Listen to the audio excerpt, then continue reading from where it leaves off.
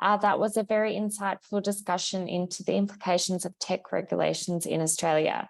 Now we'll be taking a short 15-minute break for you to stretch your legs, grab a tea or coffee, or have a bite to eat. But don't go too far, as we have Matt Tett from Enex Testlab giving us a presentation on IoT and the lessons learned from building a consumer-centric global federated electronic security certification and voluntary live cybersecurity labelling scheme. Thank you, Matt. Thank you very much. I'll just share my screen. It says I can't share it while others are sharing, so I'll just kick that off. Here we go. There we go. I'll just bear with me. Good old technology. Hopefully everyone can see that now. So thank you very much everyone for joining, and a very interesting session this morning. So it was really good to hear from everyone, particularly the regulators and the founders of the internet. So I'm here today to present 15 years of lessons learned in 15 minutes. So it's going to be very fast paced, going to be very fun, and yeah, all around the lessons that we've learned over the years working ironically with multi-stakeholder environments from an independent perspective, and developing, I guess, cross-jurisdictional codes and programs of work. So without any further ado, we'll just jump straight into it. So lessons learned in 15 minutes, it's very interesting. The key issues that we've had obviously over the years are looking at areas to develop something that we can certify the electronic security of internet connected devices. And that's culminated in the IoT Cybersecurity Assurance program known as the IoT Security Trustmark and Cybersecurity Labelling Scheme. Now, these are the key points. I'm going to rush through them very quickly. First lesson that we learned is it has to be global. It has to be federated. It needs to go around the world. The internet isn't just reliant on one jurisdiction or one authority. And so the issue is we need to build a global and a global scalable scheme as well, because the manufacturers of the technologies aren't necessarily in those local jurisdictions. It needs to be rigorous. Accuracy and reliability are key, particularly when it comes to security. And we have to also include things such as standards-based conformance and ensure that policy process and procedures are followed very clearly. Independence and transparency, again, the rigor that goes behind it needs to ensure that integrity without any bias or conflict. At the end of the day, we're there to benefit the consumers of the technology, as well as a number of other stakeholders in the industry, the people that have to deliver those technologies to benefit those consumers, and the regulators that need to regulate that, and the standards defining bodies that define the standards to ensure everything works well together and is safe and private and secure for the consumers.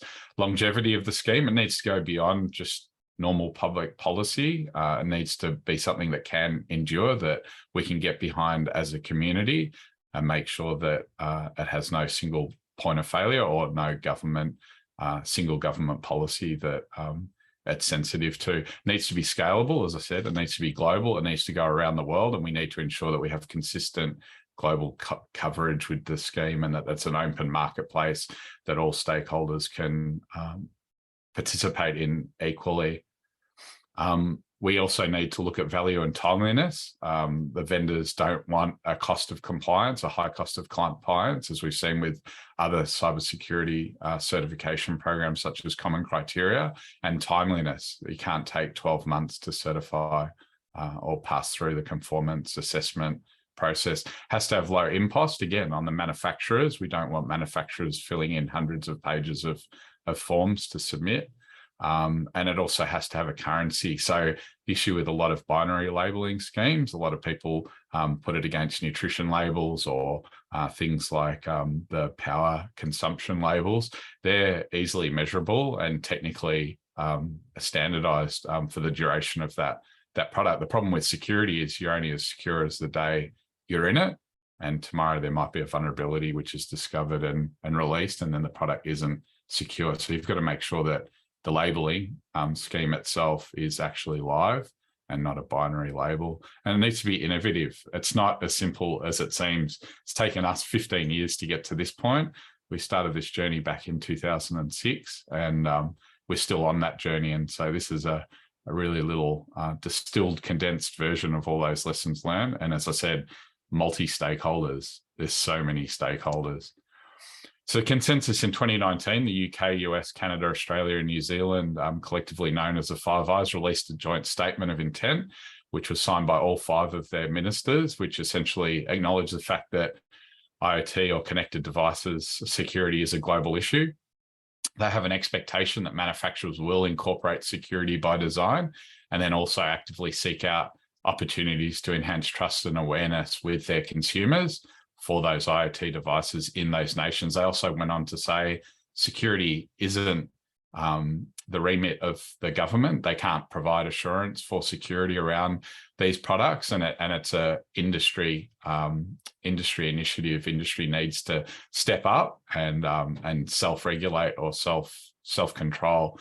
As we know with ICT security, that hasn't necessarily been the greatest case, particularly from a safety and privacy perspective, and that's only going to be exacerbated with connected devices. So our job is to try and encourage industry to take the lead, to be leading organizations, and to demonstrate their capabilities in the security realm when complying with these standards.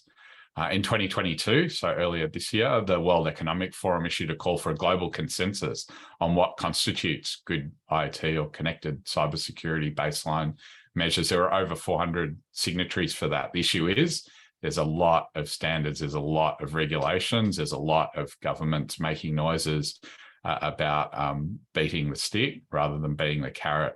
The Trustmark certification cybersecurity labeling scheme supports these statements of intent, and it supports a globalized framework for certifying and evaluating these devices from a third-party independent perspective.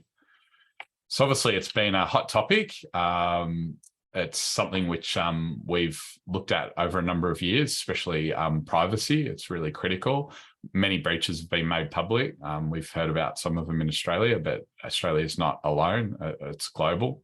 It's one of these things that information security can provide privacy, but security also underpins safety, and particularly with connected devices, there's a lot of safety, and a number of governments worldwide are all at different levels of making moves to regulate these products for the safety of their consumers. So the UK is probably the most advanced at the moment with their Product Security and Telecommunications Infrastructure Bill. It's about to receive royal assent, so they're aiming for before the end of the year. And this will ensure that regulators can make sure manufacturers are actually compliant with the Code of Practice, which was released in 2018. So 5 years ago, the Code of Practice was released. It feels like last year. And I'm sure a lot of the manufacturers now are looking back on that and hoping they did incorporate the correct security by design principles to meet those 3 baseline criteria that were set by the UK. Australia released almost identical Code of Practice with the 3 baselines. So if you're a manufacturer in Australia, hopefully you've incorporated that into your products. The European Commission have also recently announced EU-wide legislation is going to be introduced, and they're aiming to pass it.